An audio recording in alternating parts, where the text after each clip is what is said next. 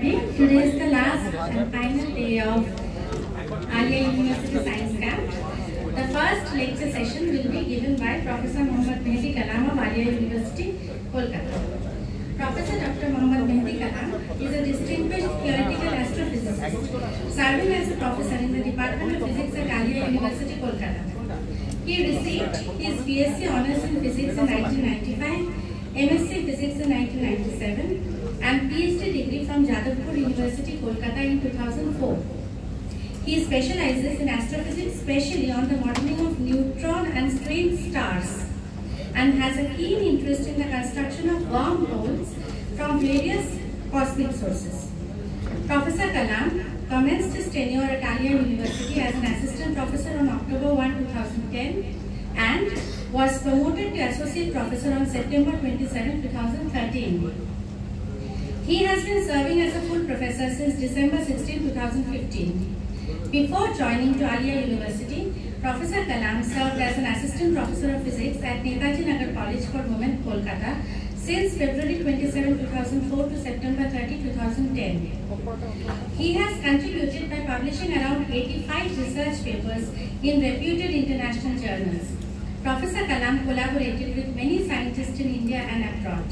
He has supervised 8 students, PhD awarded, and 5 more are pursuing for their PhD degree in general relativity and astrophysics.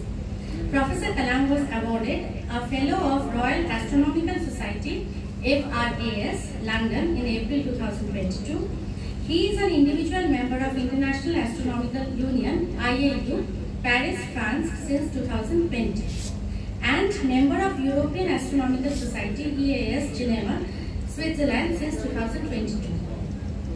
He received the Fellowship of the World Academy of Sciences, Associateship Trieste, Italy from 2015 to 2018, Visiting Associates of Inter-University Center for Astronomy and Astrophysics, IUCAA, Pune, since 2010 to till date, Institute of Mathematical Sciences, Chennai from 2014 to 2017.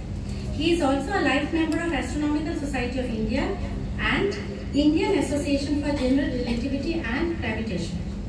Throughout his academic career, Professor Kalam has held several significant administrative positions. He served twice as head of the Department of Physics from 2015 to 2017, 2020 and 2021 to 2023. Additionally, he was the Dean of the Faculty of Science and Technology from December 18, 2018 to December 17, 2021. Professor Kalam also acted as the Registrar of Alia University from August 29, 2019 to November 28, 2019, and presently acting as the Controller of Examination of Alia University from August 20, 2024 till date. Earlier also he served twice as Chairman of Alia University Admission Test, AU80, in the years 2014 and 2015 at Alia University. Professor Kalam is acting as Controller of IUCAA Center for Astronomy Research and Development, ICRAD, from 2022 to till date. He has played a pivotal role in organizing and chairing sessions at various national workshops and seminars focused on astrophysics and cosmology. His contributions have been instrumental in advancing the field of theoretical astrophysics within the academic community. So now I invite Professor Mohammad Mehdi Kalam to please come forward and request Dr. Shahabuddin Sarwardi to felicitate him.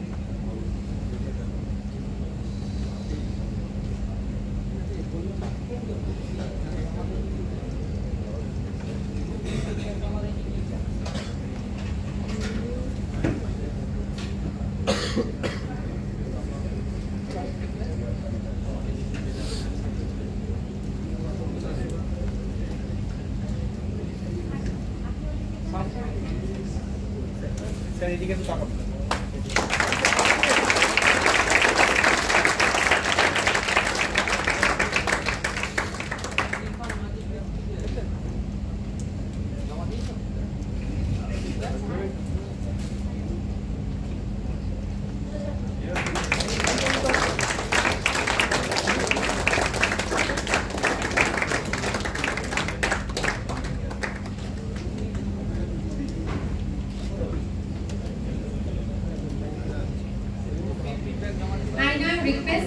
enrich the students with his valuable talk.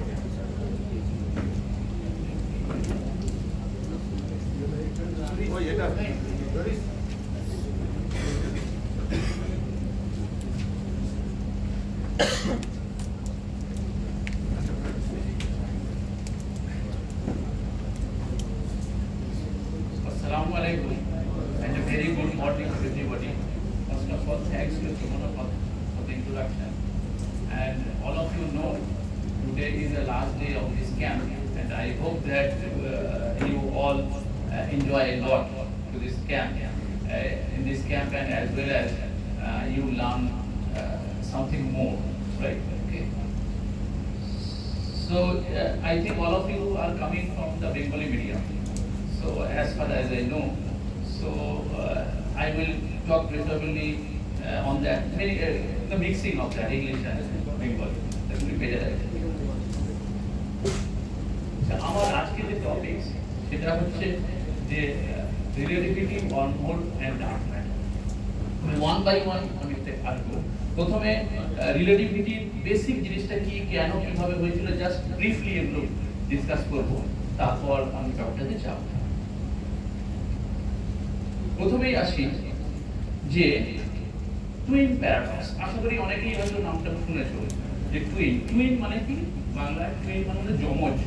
Paradox মানে কি, paradox সাধারণত সেই সব জিনিসগুলো হয়, মনে করো কোনো একটা আমি ফর্মুলা অ্যাপ্লাই করলাম, ফর্মুলা অ্যাপ্লাই করার পরে আমি একটা রেজাল্ট পেলাম, সেই রেজাল্ট আমি দেখছি অঙ্কের ভাষায় সব ঠিক আছে, কিন্তু বাস্তবে যে রেজাল্টটা আসছে বাস্তবের সঙ্গে যখন মেলাতে যাব দেখবো সব গোলমাল হয়ে যাচ্ছে। এইরকম জিনিসগুলোকে আমরা বলি প্যারাডক্স। তাহলে এইরকম যমজ আছে তাদের মধ্যে প্যারাডক্স একটা যেটা ফেমাস, এটা প্যারাডক্স, এটা বলে twin paradox.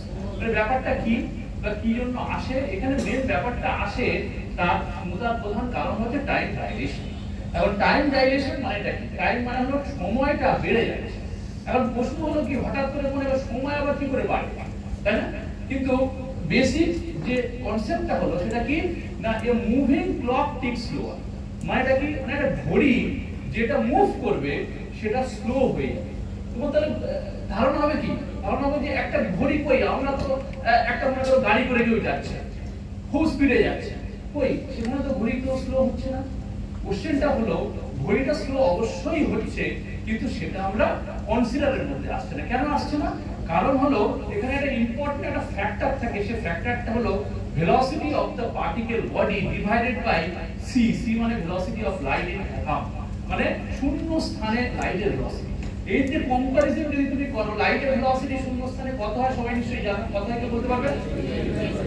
3 × 10⁸ metre per second. সেই তুলনায় মিটার পার সেকেন্ড, সেই তুলনায় গাড়ির গতিবেগ সবসময় আমরা পার আওয়ার দিয়ে মাপি, তাহলে ভ্যালুটা অ্যাকচুয়ালি টেন্ডস টু 0।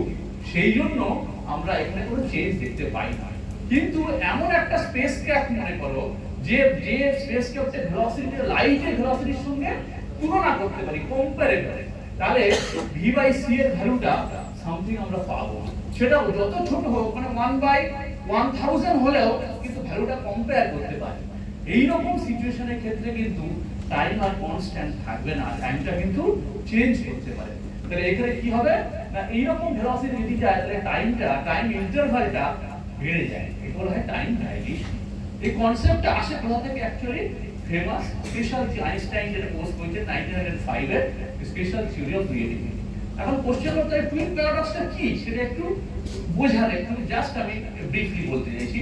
এটা কি না, ডিক আর জেন দুজন হলো টুইন, ব্রাদার এন্ড সিস্টার।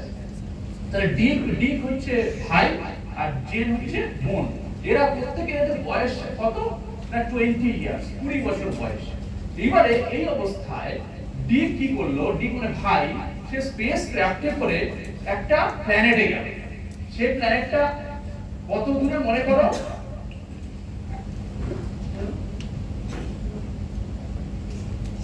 মনে করো এটা হলো আর্থ।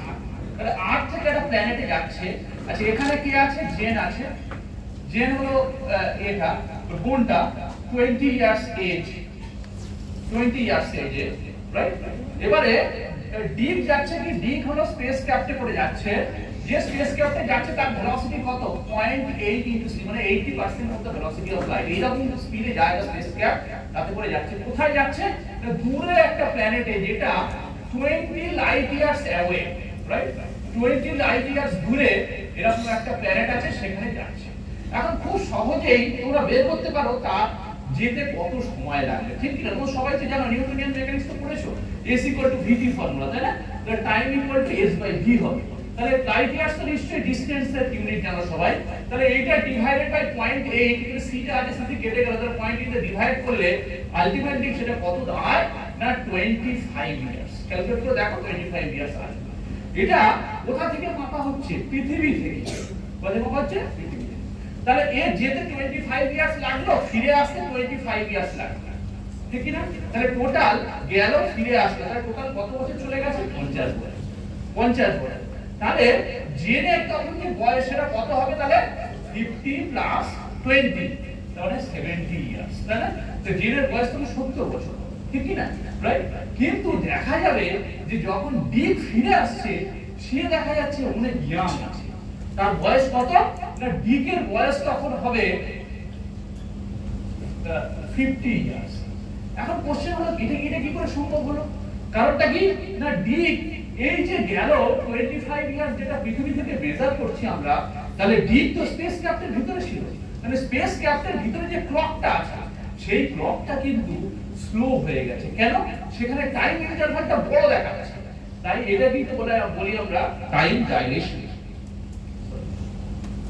রাইট? এটাকে আমরা বলছি কি টাইম ডাইলেশন। এটা কতটা বড় হয়ে যায় না এই যে 25 ইয়ার্স যেটা আর্থ থেকে মেজার করছিলাম, স্পেস ক্রাফটের মধ্যে ডিকের ক্ষেত্রে এই যে ক্যালকুলেশনটা করলে এটা আসবে কত?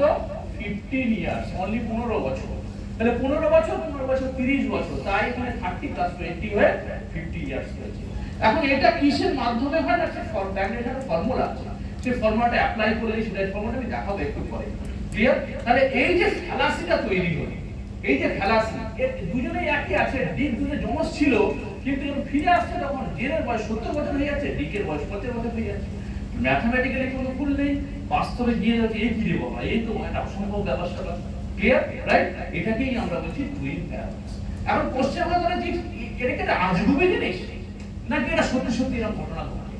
সত্যি সত্যি এই ঘটনাটাই ঘটে। তার ক্ষেত্রে আমরা দেখি যে তোমরা সবাই নাম শুনেছো, কসমিক রে নাম শুনেছো, তাই না? কসমিক রে কি বলতো দেখি? কসমিক রে মানে হলো এমন রে, ঠিক না, বলে পার্টিকেল। রেটা বলা হয় না পার্টিকেল, অ্যাকচুয়ালি যে পার্টিকেল গুলো coming from the cosmos. Cosmos মানে কি? মহাজাগতিক। মহাজগৎ থেকে যেসব রে গুলো আসে পৃথিবীতে, এমনিই আসছে সব, এদেরকে বলি আমরা কসমিক রে। তাহলে এই কসমিক রে অনেকগুলো পার্টিকেল, তার মধ্যে একটা ইম্পর্টেন্ট পার্টিকেল, তার নাম হচ্ছে কি মিউন।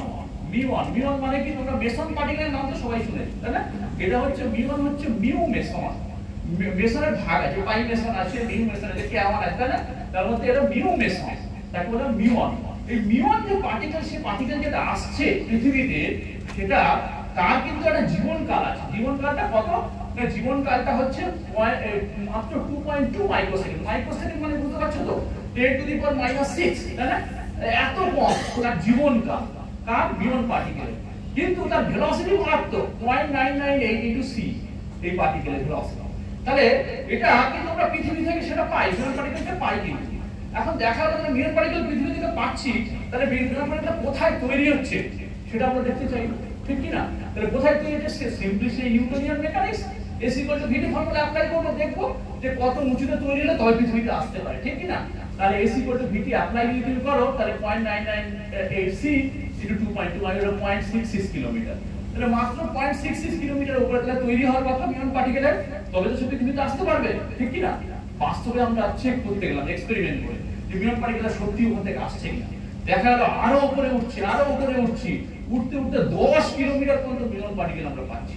তাহলে বাস্তবে কি দেখা গেল? যে ফর্মুলা যা বলছে তার সঙ্গে বাস্তবে তো মিলছে না, তাই না? 10 কিলোমিটার উপরে, তার উপরে আর মিউন পার্টিকেল পাওয়া যাচ্ছে, রাইট? ক্লিয়ার? তাহলে তারপরে সেটা একটা আনরিজলভড প্রবলেম হয়ে গেল। এইটা এই টাইম ডাইলেশন ফর্মুলা যদি অ্যাপ্লাই করি, দেখবো কারেক্ট আসছে। কিরকম হয় কারেক্ট আসছে দেখো, ঠিক কনসিডার করো। তো নিউটনের মেকানিক্স এটাকে এক্সপ্লেইন করতে পারছে না কিরকম ভাবে, না ঠিক ওই যে ডিক জেনের কথা একটু বললাম, স্পেস ক্রাফটে করে যাচ্ছে, মনে করো মিউন যে পার্টিকেলটা আসছে তার সঙ্গে সেটা স্পেসক্রাফটের মতো ভাবো, সেইটা তার সঙ্গে একটা ক্লক ফিট করে দিয়েছে, মিউন পার্টিকেলের সঙ্গে ক্লক আছে, সেই ক্লকটা মিউন পার্টিকেলের সঙ্গে সঙ্গে নামছে, মিউন পার্টিকেলের ভেলোসিটিতে নামছে, তাহলে সেই স্পেসক্রাফটে যাওয়ার মতো কেস, তাহলে ওখানে যেহেতু কত ভেলোসিটিতে নামছে তাহলে ওর টাইম ডাইরেকশন হচ্ছে সেখানে, রাইট? তাহলে ওর নিজের টাইমে কিন্তু 2.2 মাইক্রোসেকেন্ডে সে মানে সে নামছে এবং তার জীবনকাল 2.2 মাইক্রোসেকেন্ড আছে। কিন্তু পৃথিবী থেকে আমরা যখন দেখছি ওই জিনিসটা, তার জীবনকালটা কত হয়ে যাচ্ছে, এইটা হচ্ছে টাইম ডাইরেকশনের ফর্মুলা। এই টি নটটা কি, টি নটটা হচ্ছে ওই স্পেসে, অর্থাৎ অরিজিনালি তার যে জীবনকাল সেটা হচ্ছে 2.2 মাইক্রোসেকেন্ড, আর এর ভেলোসিটি হচ্ছে 0.998 সি, আর সি তো নরমাল ভেলোসিটি। তাহলে এটাকে ক্যালকুলেট করে যে টাইমটা পাচ্ছি সেটাই দাঁড়াচ্ছে 34.8 মাইক্রোসেকেন্ড। তাহলে পৃথিবী থেকে যখন আমরা দেখছি যে মিউন পার্টিকেল লাইফ টাইম কিন্তু শো করছে 34.6 মাইক্রোসেকেন্ড, তাহলে পৃথিবী থেকে তাহলে সে কত উঁচুতে তৈরি হচ্ছে যখন ক্যালকুলেট করতে যাইবো, s = vt আবার ফর্মুলা অ্যাপ্লাই করব, করলে দেখো ঠিক 10.4 কিলোমিটার আছে। তার মানে এটা কি, তার মানে আমরা দেখতে পেলাম যে টাইম ডাইলেশনটা ঘটনাটা সত্যি সত্যি ঘটছে, রাইট? এখন কোশ্চেন হতে পারে তাহলে কেন হঠাৎ করে তাহলে হিউম্যানের ক্ষেত্রে যে সুনিতা উইলিয়ামস কয়েকদিন আগে তো মহাকাশে গেলেন, ঠিক কি না? তাহলে উনি তো ফিরে আসেন, তাহলে কই তার সময় কি খুব বেশি কিছু চেঞ্জ হয়েছে? এটা হয়নি। কেন? কারণ হলো এখানে অনেক কিছু কন্ট্রাডিকশনারি, কিছু আনরিজলভড প্রবলেম এখনো টিল নাও আছে। কেন, কি রকম? এক নম্বর হচ্ছে কি যে এই যে টাইমটা চেঞ্জ হচ্ছে, সেই টাইমটা চেঞ্জ কি আমাদের যে সিস্টেম, যে বায়োলজিক্যাল যে ক্লক আছে আমাদের শরীরের মধ্যে, সেখানে তাতে কি সেটা রিফ্লেক্ট করছে না কি করছে, সেটা এখনো পর্যন্ত সেই বিষয়ে এখনো পর্যন্ত তেমন কোনো ডিসিশন আমরা করতে পারিনি সেটার সঙ্গে অ্যাডজাস্টেবল কিনা, রাইট? ক্লিয়ার? কিন্তু এই টাইম ডাইলেশন যে ঘটনা ঘটছে এটা 100% কনফার্ম মিউন পার্টিকেল এক্সপেরিমেন্ট সেটাকে শো করে, রাইট? ওকে, নেক্সট আসছি আরেকটা জিনিস তোমরা সবাই জেনে থাকবে যে কি নরমালি আমরা সাধারণত ইউক্লিডিয়ান জিওমেট্রিতে কি ধরি, তিনটে কোঅর্ডিনেট আমাদের, তাই না? কি x y z, তিনটে কোঅর্ডিনেট। কিন্তু আইনস্টাইন বললেন না, এখানে আরেকটা কোঅর্ডিনেট হবে, তার নাম হচ্ছে টাইম। কেন? অনেক সায়েন্টিস্টরা মনে করেন যে এইরকম ভাবে উনি ভেবেছিলেন যে একটু আগে তোমরা কোথায় ছিলে, তোমরা অজাউসে ছিলে, রাইট? আমি ছিলাম অন্য একটা জায়গায়, তাহলে সেখানে আমাদের পজিশন আলাদা ছিল, সেই সময় সময় আলাদা ছিল। এখন আমরা সবাই এখানে এসেছি, ওদের পজিশনও চেঞ্জ হয়ে গেছে, সেখানে টাইমও চেঞ্জ হয়ে গেছে।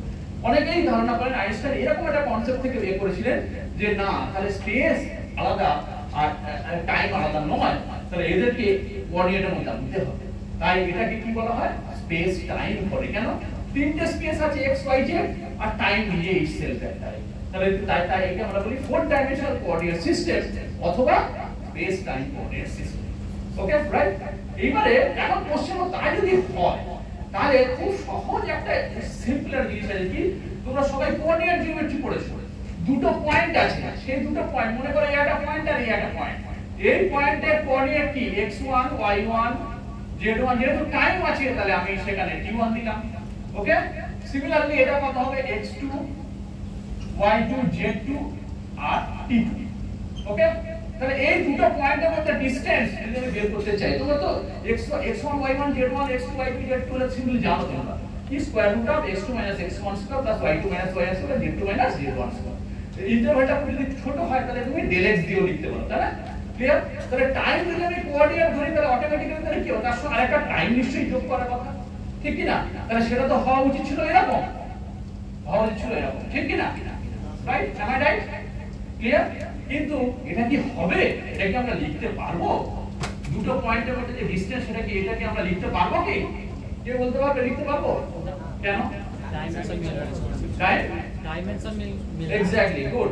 তার মানে কি টাইমের আমরা সবাই জানি ডাইমেনশন অ্যানালিসিস এর ফর্মুলা, এটা কি না সেম ডাইমেনশন ছাড়া তুমি অ্যাডিশন বা সাবট্রাকশন করতে পারবে না, ঠিক কি না? তাহলে এখানে এটা তো l স্কয়ারের কোঅর্ডিনেট, এটা তো টাইমে, তাহলে এর সঙ্গে এটা করতে হলে কি করতে হবে, ভেলোসিটি স্কয়ার দিয়ে মাল্টিপ্লাই করতে হবে, রাইট?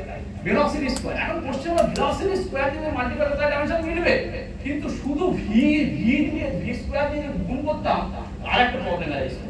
কি সেই প্রবলেম কে বলতে পারবে? সবার ভেলোসিটি একদম না।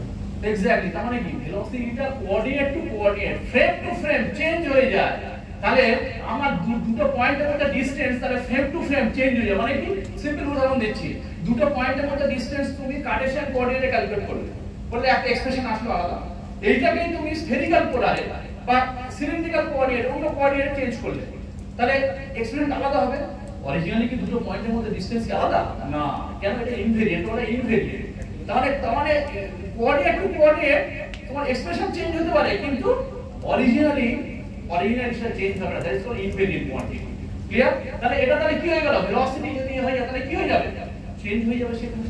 তাহলে এটা কখনোই হতে পারে না। তাই আমরা কি করেছি, ভেলোসিটির ডাইমেনশনে c আছে, velocity of light in vacuum, সেটা দিয়ে মার্ক করি। কেন করেছি, কারণ হলো একটু পরে আমি দেখাবো স্পেশাল থিওরি অফ রিলেটিভিটি একটা ইম্পর্টেন্ট পস্টুলেট, সেটা কি না, velocity of light in vacuum will be the same in all inertial frame of reference.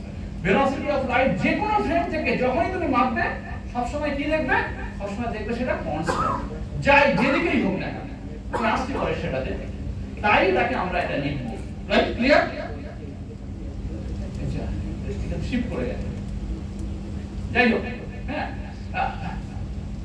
এটা হচ্ছে কি না, নরমাল যে সিচুয়েশন, যে মনে করো এটা x ড্যাশ, এটা হলো x, তাহলে আগে একটা ফ্রেম আছে, এই ফ্রেম থেকে আরেকটা, আচ্ছা আমি এখানে ড্র করতে দাঁড়িয়ে বেটার। এখন হলো কি, আমরা গ্যালিলিয়ান যে ট্রান্সফরমেশন যেটাকে আমরা বলছি নরমাল কোঅর্ডিনেট ট্রান্সফরমেশন, সেটা তোমরা প্রত্যেকেই জানো, প্রত্যেকেই শিখেছো। কি রকম না, সিম্পলি এটা যদি একটা কোঅর্ডিনেট হয়, এটা মনে করো x, এটা y, আচ্ছা এটা z, এটা y, তাহলে এটাকে স্ট্যাটিক ফ্রেম বলছি আমরা, রাইট? আর একটা ফ্রেম, যে ফ্রেমটা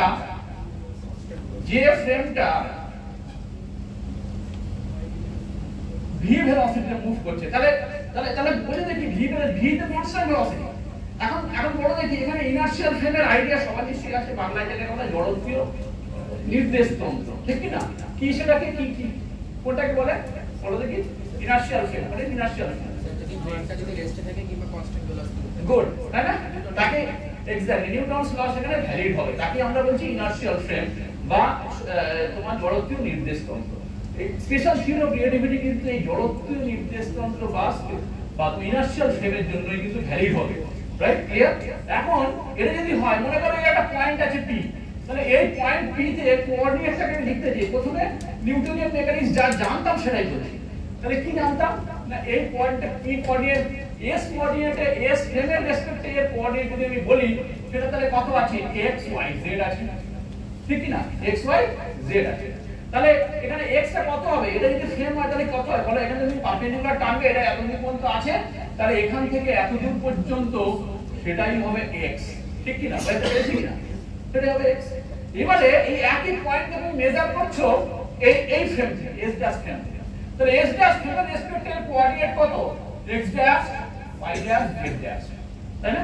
তাহলে এর যে মেজারমেন্ট এখানে, এটা তাহলে কি হয়ে গেল, এটা হলো x ড্যাশ। ওকে, এখন এইটুকু v ভেলোসিটিতে যাচ্ছে টাইম t তে, তাহলে এই যে ডিসটেন্সটা গেছে এটা তাহলে কত, এটা vt। তাহলে খুব ফিগার থেকে পরিষ্কার একদম যে তাহলে x ইকুয়াল টু কি পাচ্ছো, x ড্যাশ প্লাস vt, মানে x dash equal two x minus vt। Very simple, সবাই জানো, তোমরা সব জিনিসটা করে এসছো। এখন y এবং z এর কিন্তু কোনো চেঞ্জ হবে না, কেন চেঞ্জ হবে না, ফ্রেমটা শুধু x অ্যাক্সিস বরাবর যাচ্ছে, তাই এটা y dash equal two y, z dash equal two z, ঠিক কি না? রাইট? তাহলে এটাই কিন্তু, এটাকে বলা হয় গ্যালিলিয়ান ট্রান্সফরমেশন বা নিউটনিয়ান মেকানিক্স, এটা ভ্যালিড হয়। এখন সমস্যা এখানে আছে, সেই জন্যই তো ফোর ডাইমেনশন কনসেপ্টটা এসেছে। কোথায় সমস্যা, মনে করো তুমি একটা পার্টিকেল, এখানে মনে করো p পজিশনে একটা পার্টিকেল আছে, পার্টিকেলটা ফোটন পার্টিকেল। কি পার্টিকেল?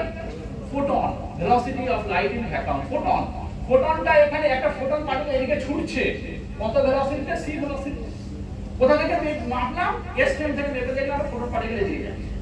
এখন এই গ্যালিলিয়ান ট্রান্সফরমেশন অনুযায়ী s ড্যাশ ফ্রেম থেকে, এটা s ড্যাশ ফ্রেম, তাহলে এই ফোটন পার্টিকেলের ভেলোসিটি কত আমি দেখতে চাইছি, ফোটন পার্টিকেলের ভেলোসিটি কত আমি দেখতে চাইছি। তাহলে কি করে পাবো সেটা, যখনই তুমি তাহলে কি করবে, এই যে কোঅর্ডিনেটটা আছে এর দুদিকে ডেরিভেটিভ করবে টাইমের রেসপেক্টে। তাহলে ডেরিভেটিভ তুমি করো, এখানে কি পাচ্ছ, dx dash dt equal to dx dt minus, right? তাহলে এটা কি পেলাম, এটা হচ্ছে velocity of light from s dash frame, c dash বল, আর এটা কি velocity of light in s frame, c dash equal to c minus c। তার মানে কি দেখতে পাচ্ছি এখানে, যে ভেলোসিটি অফ লাইটটা চেঞ্জ করে যাচ্ছে, ঠিক কি না? তাই না?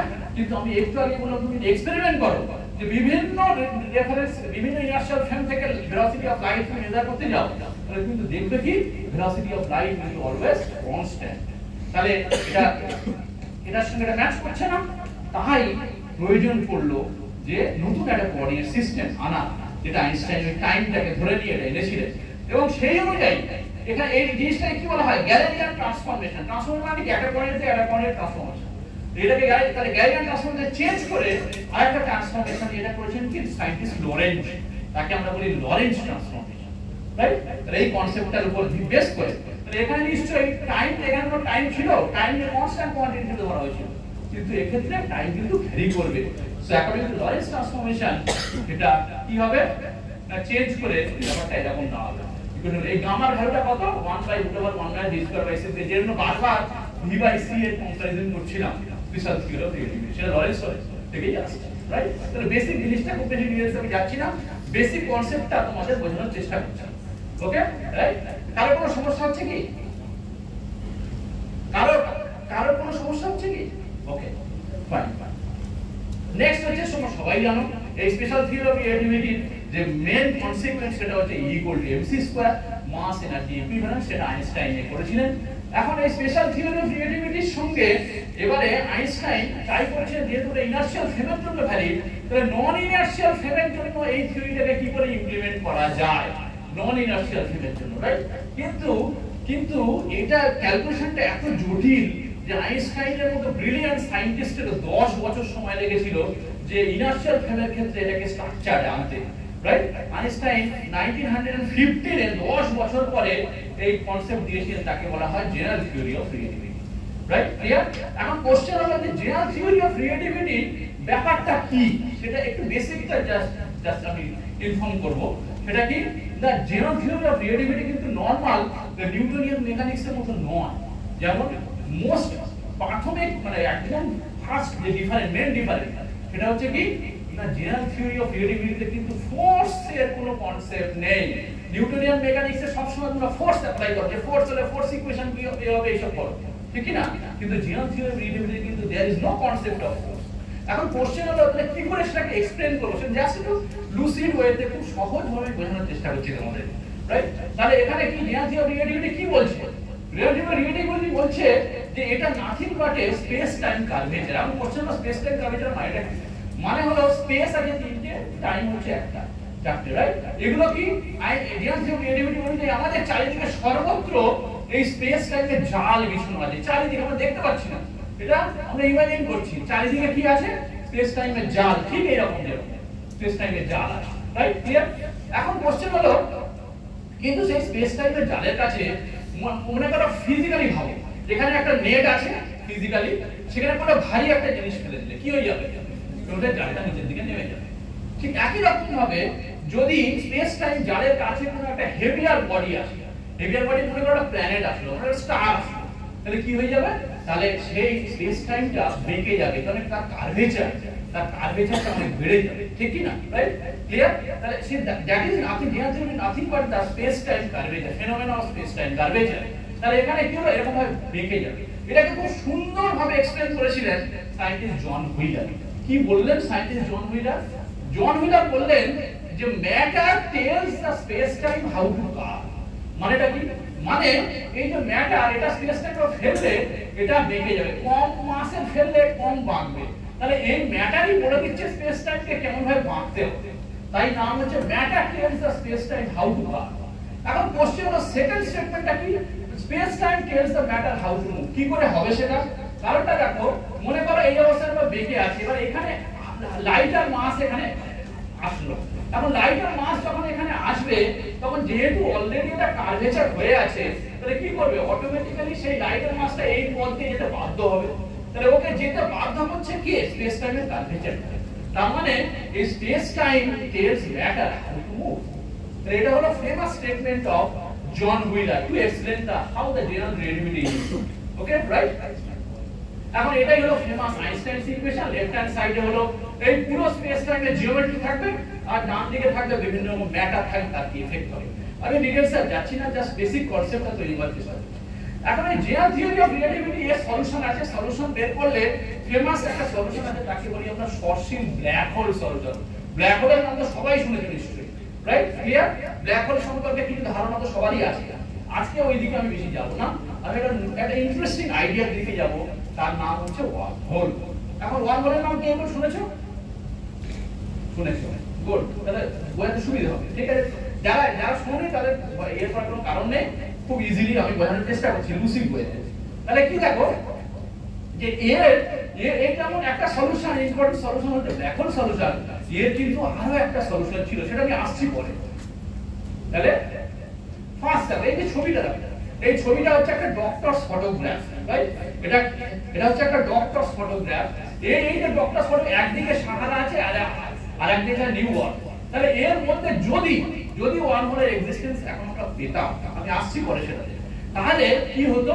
তাহলে এখান থেকে এখানে এই ওয়ার্ম হোল ট্রাভেলের মাধ্যমে আমরা কিন্তু খুব সহজে পৌঁছে যেতে পারতাম, রাদার দ্যান এই হেক্টিক জার্নি। Okay, right? এখন কোশ্চেন হলো তাহলে what is a wormhole? ওয়ার্ম হোলের স্ট্রাকচারটা কি? ওয়ার্ম হোলের স্ট্রাকচারটা দেখতে ঠিক এরকম মতো, বাড়িতে তোমাদের পুরোনো দিনে দেখবে মোড়া দেখেছো সবাই, অনেকে, তাই না? মোড়া বলে, তাই না? ঠিক মোড়ার মতো স্ট্রাকচার এটা। এই ওয়ার্ম হোলের কি আছে না, ওয়ার্ম হোলের দুটো মুখ আছে, এই দুটো মুখ আছে, মাঝখানে একটা ঠোঁট আছে, টানেল আছে, যার মধ্যে দিয়ে আমরা যেতে পারবো। এই হচ্ছে মেন স্ট্রাকচার ওয়ার্ম হোলের, রাইট? আর এই যে জাল জাল দেখছে এগুলো কি? Nothing but space time curvature, right? Okay, তাহলে ওয়ার্ম হোলের ব্যাপারটা, তাহলে ওয়ার্ম হোলের মধ্যে দিয়ে ট্রাভার্স করতে এর মধ্যে দিয়ে যেতে হবে। ওকে, রাইট? এইবারে তোমরা সবাই টাইম মেশিনের নাম শুনেছো, তাই না? রাইট? আচ্ছা বলো দেখি, টাইম মেশিন কি পাওয়া সম্ভব? কি ধারণা তোমাদের? টাইম মেশিন পাওয়া সম্ভব? কি মনে হয়? আজগুবি কথাবার্তা, তাই তো? ক্লিয়ার? এটা টাইম মেশিন হচ্ছে একটা আজগুবি কথাবার্তা, রাইট? কিন্তু সায়েন্টিস্টরা বলছে, বা যদি জেনারেল রিলেটিভিটি সত্যি হয়, কারণটা কি এখনো পর্যন্ত কেউ কোনোদিন কোনো প্রমাণ করতে পারেনি যে জেনারেল রিলেটিভিটি ইজ রং। আমি একটা এক্সাম্পল দিচ্ছি, কি এক্সাম্পল? তোমরা সবাই গ্র্যাভিটেশনাল ওয়েভের নাম শুনেছো? শুনেছো তো, তাই না? নোবেল প্রাইজ পেল তো। এটা আইনস্টাইন কত সালে বলেছিলেন? 1916 এ, যখন আইনস্টাইন জেনারেল রিলেটিভিটি পড়েছিলেন। তাহলে 1916 এ আইনস্টাইন বললেন কি gravitational wave must be there. কেন না, ওরা সলিউশন, ও ম্যাথমেটিক্স ক্যালকুলেশনই বলছে, ও ক্যালকুলেশন সলিউশন বলছে গ্র্যাভিটেশনাল ওয়েভ এক্সিস্টেন্স আছে। কিন্তু তখন কোন অবস্থায় কেউ 100 বছর খোঁজাখুঁজি করে গ্র্যাভিটেশনাল কিন্তু পায়নি। কেন পায়নি? কারণ হলো আমাদের ইনস্ট্রুমেন্টটা সেরকম সফিস্টিকেটেড লেভেলে যেতে পারেনি যে গ্র্যাভিটেশনাল ওয়েভকে ডিটেক্ট করতে পারে। এখন 100 বছর পরে আমাদের ইনস্ট্রুমেন্টটা এমন লেভেলে গেছে যে ওই রকম গ্র্যাভিটেশনাল ওয়েভ কিন্তু ডিটেক্ট করতে পারে। গ্র্যাভিটেশনাল ওয়েভ ধারণা আছে, জাস্ট বেসিক জিনিস বোঝার চেষ্টা করছি। পুকুরে যদি ঢিল খায় কি দেখবে? পুকুরে ঢেউ তৈরি হয়। তাহলে ওই রকম চারিদিকে যে স্পেস টাইমের জাল আছে, তার উপর যদি কোনো ভারী বস্তু চাপিয়ে নাড়া দাও দিলে, তো বলে ডিস্টারবেন্স। তার মানে হেভিয়ার কলিশন, যদি ব্ল্যাক হোল কলিশন হচ্ছে, নিউট্রন স্টার কলিশন হচ্ছে, তাহলে বিরাট অ্যামাউন্ট অফ কি হচ্ছে, সেটা ডিস্টারবেন্স তৈরি হচ্ছে। তখন কি হবে? তার আলোড়নটা অনেক বেশি হবে, তাহলে স্পেস টাইমটা আরো বেশি, তার অ্যাম্পলিটিউডটা এত লেভেলে যাবে যে সেইগুলো এখন টেকনোলজিতে লাইগো ডিটেক্টরের নাম তো শুনেছো সবাই, এখন তৈরি হয়েছে, তাই না? লাইগো ডিটেক্টর, সেই তার মাধ্যমে সেটা কিন্তু ডিটেক্ট করা সম্ভব হচ্ছে। তাহলে আইনস্টাইন 100 বছর আগে অঙ্ক কষে দেখে দিয়েছিলেন যে গ্র্যাভিটেশন আছেই, সেটা প্রমাণ হলো 100 বছর পর। তাহলে আমাদের এখনো পর্যন্ত কিন্তু সেই লেভেলে আমি যাইনি। আমি কেন যাইনি সেটা ডিটেইলস আমি বলছি এখনই, রাইট? ক্লিয়ার? তাহলে সেই জন্যই আমরা কিন্তু অ্যাচিভ করতে পারি। কিন্তু যদি জেনারেল থিওরি অফ রিলেটিভিটি সত্যি হয়, তাহলে ওয়ার্ম হোল ভাবে থাকবেই অবশ্যই। কারণটা কি? ওয়ার্ম হোলের কনসেপ্ট পুরোপুরি general theory of relativity solution থেকেই আসে, এবং সেই ওয়ার্ম হোল যদি পেয়ে যাই, তাহলে কিন্তু টাইম মেশিন পাওয়া সম্ভব। কেন? Wormhole is a very important tool to create a time machine. আর টাইম মেশিন তৈরি করতে ওয়ার্ম হোল একটা ভেরি ইম্পর্টেন্ট টুল। কি করে টুল হচ্ছে আমি জাস্ট একটু এক্সপ্লেইন করার চেষ্টা করছি। মনে করো এটা space time curvature, right? Clear? তাহলে স্পেস টাইম কার্ভেচারে লাইট সব সময় কি করে? স্পেস টাইমের উপর দিয়ে সব সময় যায়। এখন এই এ পয়েন্ট থেকে বি পয়েন্ট, এই দুটো পয়েন্টের মধ্যে যাবে লাইট। এখানে স্টার্ট করলো, কারণ স্পেস টাইম কার্ভেচারটা এইভাবে আছে, তাহলে সে এই দিক থেকে এই পাথ দিয়ে যাচ্ছে। ক্লিয়ার? কিন্তু এই দুটোর মধ্যে যদি একটা ওয়ার্ম হোল কানেক্ট করে দিতে পারি, তাহলে কি হবে? এখানে স্টার্ট করলো আর এখানে ওয়ার্ম হোল স্টার্ট করলো, সে লাইটের থেকে অনেক কম ভেলোসিটিতে যাচ্ছে, কিন্তু তা সত্ত্বেও কিন্তু অনেক কম যাওয়ার জন্য সে লাইট যাওয়ার আগে সে কিন্তু পৌঁছে যাবে, মানে সে ফিউচারে চলে যেতে পারে। Right, clear? এখন কোশ্চেন হলো যে সত্যি কি তার ওর মধ্যে দিকে ট্রাভেল করতে পারে, সেটা হচ্ছে একটা বড় প্রশ্ন, বিগ কোশ্চেন। সেটাতে আমি আসছি। Right, clear? তার মানে এটা সম্ভব, যদি ওয়ার্মহোল এক্সিস্ট করে তাহলে টাইম মেশিন তৈরি করা সম্ভব। Right, okay? তাহলে যদি এরকম থাকে, ওয়ার্মহোল থাকে, তাহলে কি আমরা ইন্টারস্টেলার ট্রাভেলও করতে পারবো। ইন্টারস্টেলার ট্রাভেল মানে একটা গ্যালাক্সি থেকে আরেকটা গ্যালাক্সিতে যেতে পারবো, খুব ইজিলি যেতে পারবো। এই ওয়ার্মহোলের যে এটা ফার্স্ট নামটা দিয়েছিলেন কে? জন হুইলার 1957। এবং ওয়ার্মহোল নামটা দেওয়ার একটা আছে, অ্যানালজি আছে। কিসের অ্যানালজি? অ্যানালজি হলো ওয়ার্মহোল মানেটা কি? মানে জন হুইলার বললেন এরকম ভাবে যে কি, যেমন একটা আপেল, সে আপেলের উপরে টপে একটা ওয়ার্ম মানে কি? একটা পোকা ছেড়ে দিলাম। রাইট, তো সে পোকাটা দু রকম ভাবে টপ থেকে বটমে যেতে পারে। রাইট, কি রকম ভাবে যেতে পারে? হয় অ্যাপেলের গা বরাবর যেতে পারে, অথবা একটা হোল তৈরি করে টপ থেকে বটমে যেতে পারে। তাহলে ওয়ার্মহোল ট্রাভেলাররা সেই পথটাই ধরে, এটা কি না, creating a hole from moving from top to bottom. So that's why it is called wormhole. এটা অ্যানালজি, ওয়ার্মহোল কেন নাম দেওয়া হয়েছে তার। রাইট, এখন হলো কি, যেটা একটু আগে বলছিলাম যে লুডউইগ ফ্রাম অ্যাকচুয়ালি এটা দেখেছিলেন যে ব্ল্যাক হোল সলিউশনের সঙ্গে আরেকটা সলিউশনের আছে, সেই সলিউশনটার নাম হচ্ছে, তখন উনি হোয়াইট হোল বলেছিলেন, উনি কি নাম দিয়েছেন? এটা হোয়াইট হোল। এখন কিন্তু উনি আর বেশি দূর এগোতে পারেন না, যে একদিকে ওয়ার্মহোল, একদিকে ব্ল্যাক হোল আর একদিকে হোয়াইট হোল। হোয়াইট হোল মানে কি? ব্ল্যাক হোল সব অ্যাবজর্ব করে আর হোয়াইট হোল সবগুলো রিপিল করে। কিন্তু এই কানেকশনটা করেছেন আইনস্টাইন কত 1933 তে। উনি এবং ন্যাডাল রোজেন কি বললেন যে এইরকম একটা সিচুয়েশনকে, স্পেস টাইমকে যদি লাইনস অফ ফোর্স দিয়ে কানেক্ট করে স্পেস টাইমের সঙ্গে এ করে ইলেকট্রনকে নিয়ে, তাহলে একটা ব্রিজ তৈরি করা যেতে পারে, that is called Einstein Rosen bridge. এটা আইনস্টাইন করেছেন 1933 তে। Right, clear? এটাই দেখতে তখন এরকম ছিল। পরে হুইলার এটাই নাম দিয়েছিলেন যে ওয়ার্মহোল। দু ধরনের সাধারণত মেনলি আমরা ওয়ার্মহোল নিয়ে ডিল করি, যার একটা হচ্ছে তাকে বলে লরেন্টিয়ান ওয়ার্মহোল, আর একটা বলে ইউক্লিডিয়ান ওয়ার্মহোল। এখন লরেন্টিয়ান ওয়ার্মহোল কোনটা? জেনারেল থিওরি অফ রিলেটিভিটি যারা আমরা কাজ করি তারা সব এই লরেন্টিয়ান ওয়ার্মহোল নিয়ে আমরা ডিল করি, আর পার্টিকেল ফিজিক্স নিয়ে যারা কাজ করে তারা ইউক্লিডিয়ান ওয়ার্মহোল নিয়ে কাজ করে। এখন 1900 আমি মেনলি লরেন্টিয়ান ওয়ার্মহোলের দিকে যাব। এখন 1962 তে জন হুইলার আর রবার্ট ফুলার কি করেছিলেন, একটা পেপারে এই সসিড ওয়ার্মহোলটা তৈরি করেছিলেন। তাই একটা পেপারে শো করেছে। কিন্তু সমস্যা এখানে বিরাট।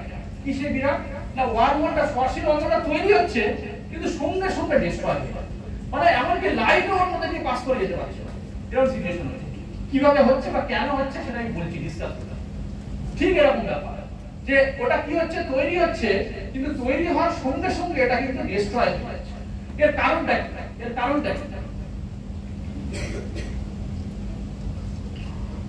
এর কারণ হলো, মনে করো এই যে পজিশন, এই পজিশনে কি আছে? হিউজ মাস আছে, একটা হিউজ স্পেস টাইম আছে, এদিকেও হিউজ মাস।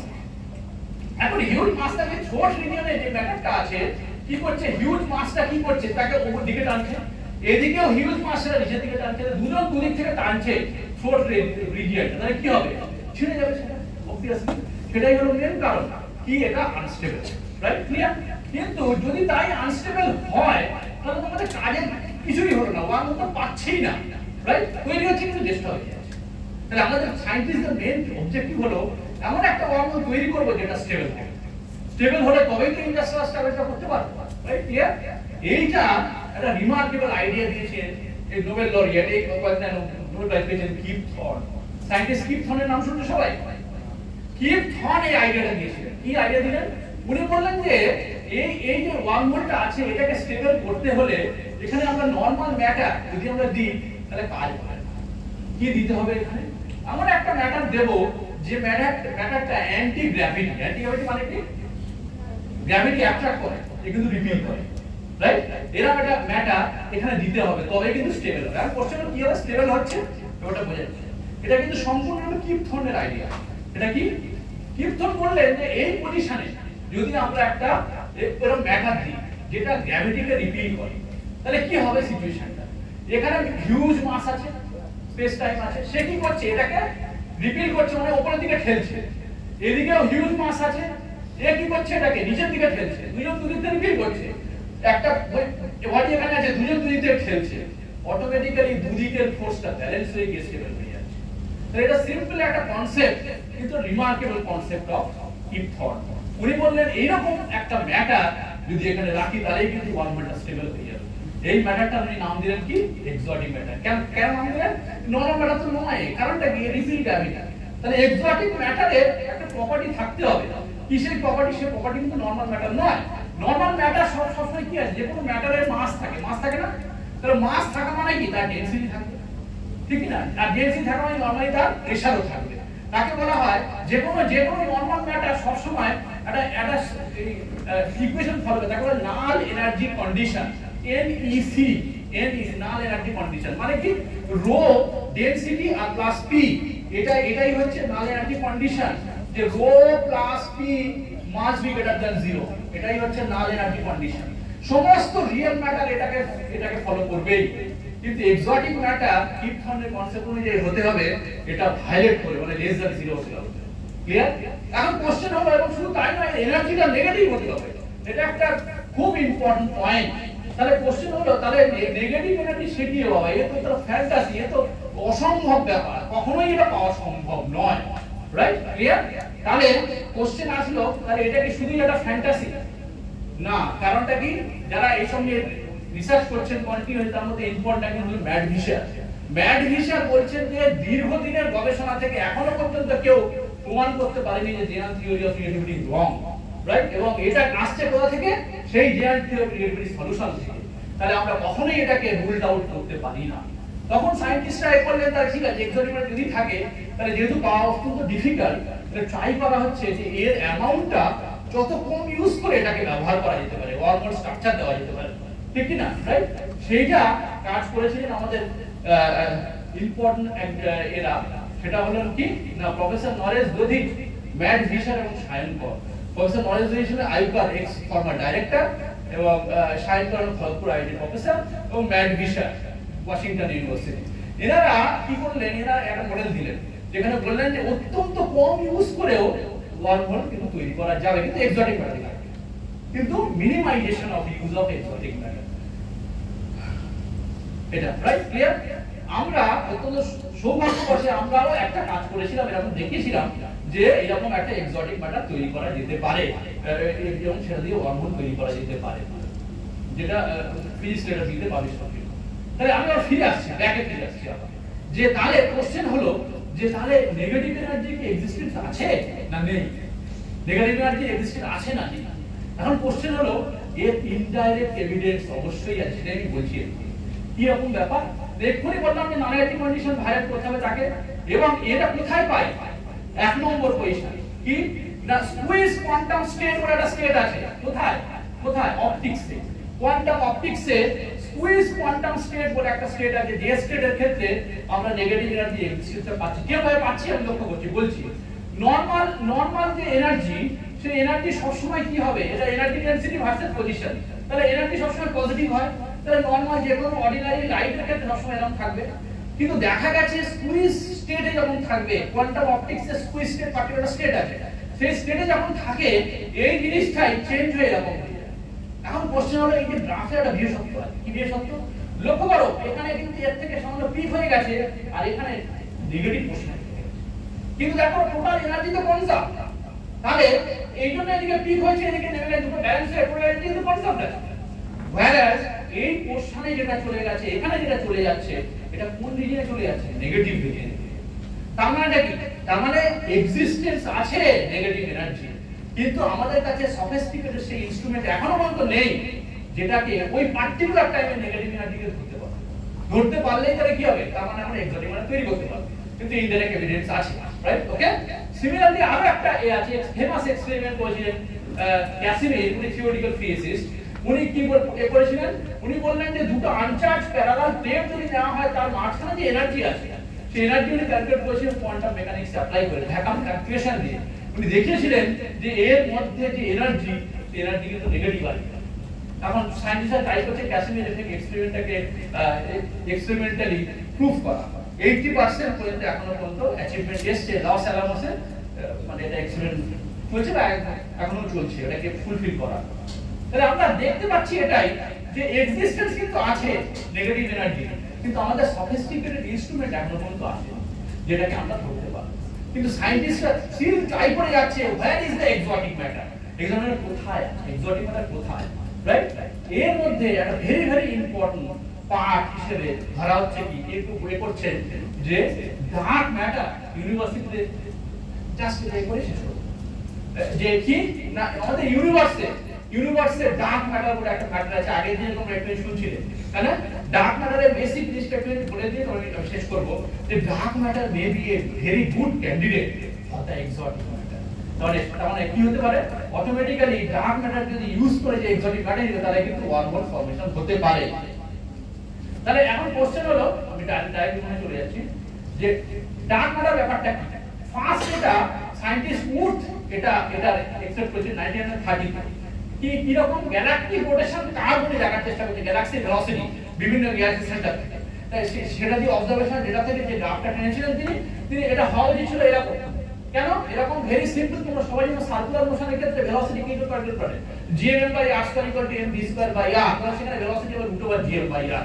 তার কার্ভ যদি করো তুমি এই ধরনের ব্যাপারটা এরকম দেখায়। কিন্তু অবজারভেশনাল ডেটা আপনি যে করেছিলেন ভেলোসিটি ভার্সেস ডিসটেন্স করে যদি দেখলেন যে ব্যাপারটা পুরোপুরি এরকম হয়ে যায়, তখন উনি গেস করলেন এই ব্যাপারটা কেন আসলো, এটা কেন আসলো না, তার নিশ্চয়ই কোনো হিডেন একটা জিনিস আছে, হিউজ মাস আছে সেখানে কোথাও হিডেন অবস্থায় আছে, রাইট? ওটা উনি তখন নাম দিতে পারেন, উনি বলেছেন নন লুমিনাস মাস। কিন্তু পরবর্তীকালে উড যেটা বলেছিলেন ফার্স্ট, কিন্তু পরবর্তীকালে জিও কি এটা নাম দিয়েছিলেন, এটাই হচ্ছে ডার্ক ম্যাটার, রাইট? ক্লিয়ার? এখন এই যে ডার্ক ম্যাটারের পজিশন আছে নিয়ার অ্যাবাউট 25%, ক্লিয়ার? এইবারে এই ডার্ক ম্যাটারটাকেই কি as a source of exotic matter ধরে কিছু কাজ করা হয়েছে, যেখানে করা হচ্ছে যে এটাকে ইউজ করেই কি আছে মানে তোমার ওয়ার্মহোল তৈরি হচ্ছে, রাইট? ক্লিয়ার? কিন্তু সেটা কোথায় হচ্ছে সেটা তো আমরা জানি না।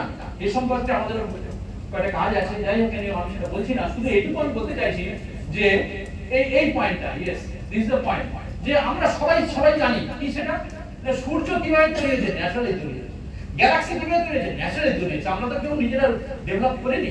তাহলে আমাদের সারা ইউনিভার্সের বিভিন্ন জায়গাতে ডার্ক ম্যাটার ছড়িয়ে ছিটিয়ে আছে, সেটা ন্যাচারালি আছে। তাহলে সেই ন্যাচারালি সেই ডার্ক ম্যাটারটাকে সোর্স হিসেবে ধরে তো কে জানে কোথায় ওয়ার্মহোল তৈরি হয়ে আছে সেটা আমরা জানি না, কিন্তু it is possible to take the dark matter as a source of an exotic matter to create a wormhole, right?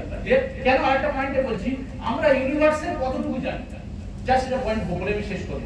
আমরা ইউনিভার্সটা আমরা কতটুকু জানি, কারোর কোনো ধারণা আছে? আমি একটা ধারণা দিচ্ছি, আমরা কোথায় আছি? পৃথিবীতে আছি, তাই না? পৃথিবী হচ্ছে কি সৌরজগতের একটা সূর্য, একটা নরমাল একটা স্টার, সারা ইউনিভার্সের অতি নরমাল অতি সাধারণ একটা স্টার সূর্য, রাইট? সেই সূর্যের আবার অনেকগুলো গ্রহ আছে, 9টা গ্রহ, এখন 8টা গ্রহ আছে, তার মধ্যে পৃথিবী আছে, তাই না? তাহলে এইরকম সূর্যের মতো কতগুলো স্টার আছে আমরা যে গ্যালাক্সিটার নাম কি মিল্কি ওয়ে গ্যালাক্সি। তাহলে এই গ্যালাক্সিতে সূর্যের মধ্যে কতগুলো স্টার আছে কেউ জানো? ধারণা approximately 10⁻11 of the order of. এইরকম গ্যালাক্সিতে 10⁻11 সংখ্যক স্টার আছে আমাদের মিল্কি ওয়ে গ্যালাক্সি। এবং মিল্কি ওয়ে গ্যালাক্সির মধ্যে এরকম কতগুলো গ্যালাক্সি পুরো ইউনিভার্সে আছে কারো কোনো ধারণা আছে? সেটাও 10⁻11 number of Galaxy, 10⁻11 number of Galaxy আছে। তাহলে পুরো ইউনিভার্সে কতগুলো স্টার আছে? এই দুটোকে মাল্টিপ্লাই করলে পাবো অফ দ্য অর্ডার অফ 10⁻22 নাম্বারে 10⁻23 ধরা হয়। 10⁻23 নাম্বার অফ স্টার আছে। তাই 10⁻23 এর সঙ্গে একটা নিশ্চয়ই তোমাদের মাথায় স্ট্রাইক করলো কি সেটা? অ্যাভোগাড্রো নাম্বার, তাই না? তার মানে বুঝতে পারছো ক্ষুদ্রাতি ক্ষুদ্র জিনিস থেকে হিউজ ইউনিভার্সের মধ্যে এরকম ভাবে লিংক আছে, বুঝছো? এইবারে আসছে আমাদের পজিশনটা, এতগুলো স্টার আছে, একের পরে 23টা শূন্য বসিয়ে দাও, এতগুলো স্টার আছে, রাইট? আর আমরা কোথায়? তার মধ্যে একটা স্টার অতি সাধারণ স্টার হচ্ছে সূর্য, সূর্য থেকে হিউজ সব স্টার আছে, তার মধ্যে আবার প্ল্যানেট আছে। আমরা মার্সে গেলেই তাই গাঢ় কিছু ভাবছি, এটা ভাবার বিষয় আছে, তাই নাকি? ঠিক কি না? সুতরাং সেটাই করছি যে আমাদের পজিশন থেকে আমরা কতটুকু জানি, তাই না? সেটা তোমরাই ভাববে। এই বলে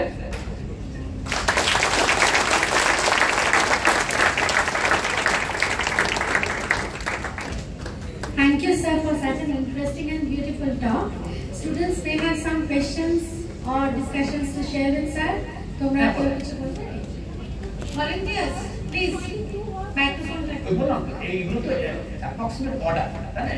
একটা ক্লিয়ার জাস্ট মাল্টিপ্লাই, সেটা আমরা বলছি। তাহলে order of at the order of 23 এটা হতেই পারে, তাই না? মানে এটা হিউজ তোমার এরিয়া, তাই না?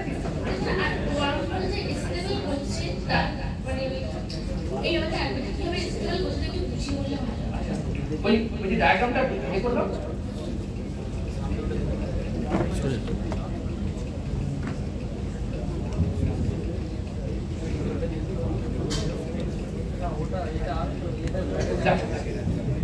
আমরা কি বললাম, এটা আমরা টিপথন কি বললেন, এই পজিশনে একটা এক্সোটিক ম্যাটার দিচ্ছে। এক্সোটিক ম্যাটার কি করে, ক্যাভিটিকে রিপিল করে। তাহলে এইদিকে তো বিরাট হিউজ মাস আছে, তবে এখানে হিউজ স্পেস টাইম আছে। তাহলে সে কি করছে, সে এই পোর্শনটাকে রিপিল করছে নিচের দিকে করছে, রাইট? আবার এই পজিশনে তো হিউজ মাস আছে, সেও কি করছে, একে উল্টো দিকে রিপিল করছে। তাহলে এখানে এই পজিশন আছে, এ দিকে ঠেলছে, ও দিকে ঠেলছে। তাহলে একটা পজিশনে আছে, দুজন দুইটা ঠেলছে, অটোমেটিক কি হয়, শুধু মাসে দাঁড়িয়ে যাবে, ঠিক কি না? এইভাবে স্টেপ করলাম। আর কেউ কিছু বলবে?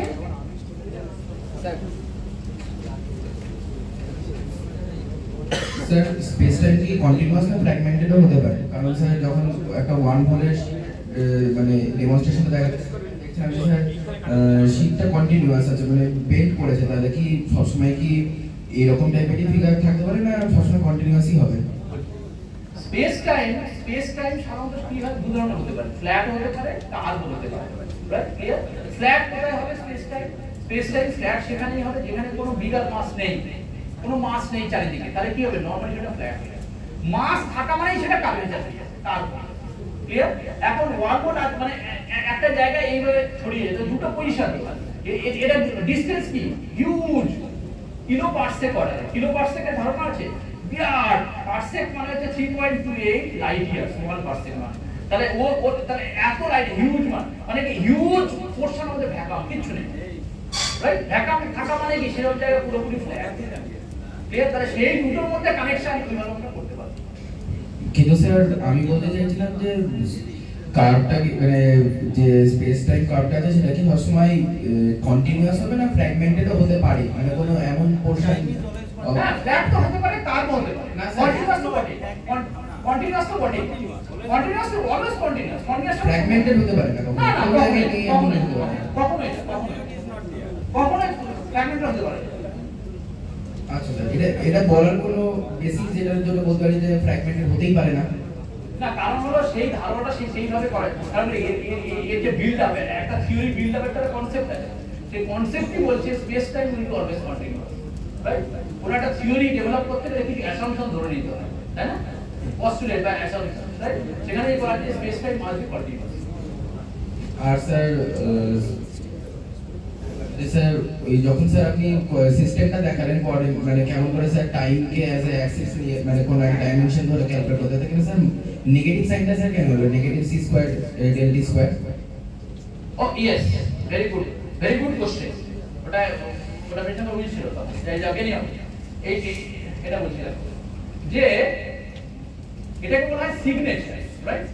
সিগনেচার মানে এটা কি, মানে টাইম আর স্পেস, দেখো লক্ষ্য করো, এই যে স্পেস আর এটা time, they are not in the same footing. Footing মানে এটা কি, মানে বা স্পেস, এটা কিন্তু আমরা এটা ফোর ডাইমেনশনটাকে আমি ইমাজিন করছি, রাইট? আমি মনে করো এটাকেই থ্রি ডাইমেনশন রাখছি, মানে স্পেসটা এরকম জায়গায়, স্পেসটা একই রকম আর টাইমটা পুরোপুরি আলাদা, ঠিক কি না, রাইট? তাহলে টাইমটাকে ধরা হয় কি এর সঙ্গে পারপেন্ডিকুলার, মানে ব্যাপারটা আরো ক্লিয়ার হবে তোমার, যে টাইম অ্যাক্সিসটাকে তুমি যদি ইমাজিনারি ধরে নাও, টাইম অ্যাক্সিসটাকে যদি তুমি ইমাজিনারি ধরে নাও, তাহলে দুটোর মধ্যে ডিসটেন্স কি হবে বলতে, খুব কমন সেন্স অনুযায়ী কি হবে না, ইমাজিনারি মানে কি আই একটা কারণ থাকবে না, আইসিটি, তাহলে ব্যাপারটা এরকম হয়ে যাবে আইসিটি হোল স্কয়ার, রাইট?